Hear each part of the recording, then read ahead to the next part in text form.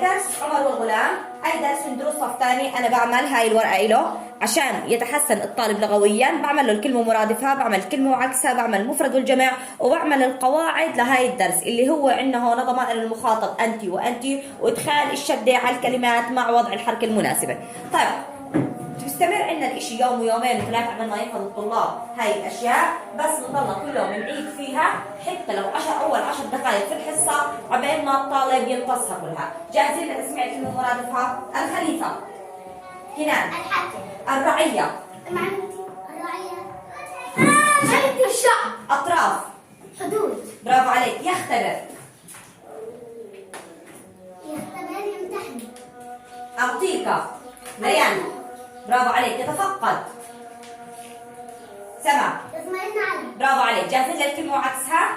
امين، شو عكسها؟ خائن، برافو عليك. خرج، مراد. يبيعه، حمودا. تشتريه، صغيرا، صغيرة، كبيرة، كثيرا، قليلا، رفض وافق، او قبل. برافو عليك. صدقت، كذبت، برافو عليكم. راجعوا المفرد والجمع عشان نعمل عليه فيديو على السريع كمان مره. يلا يلا تسميع المفرد والجمع. جاهزين؟ اوكي يلا.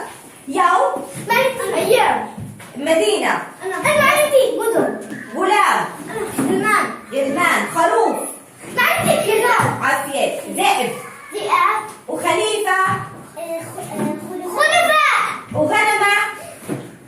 أغنام، عافية عليكم. اللي ورا جاهزين؟ طيب أنت وأنت. أنت فنان، أنت فنانة. طيب أكتب بدي أحط الولد مرق. أنت عزيز، أنت عزيزة، أنت ضيف، أنت ضيفة. طيب أنت قارئ، أنت قارئة. برافو عليكم. يعطيكم العافية. طلعوا لي درس العربي على السريع. يلا فكرت إن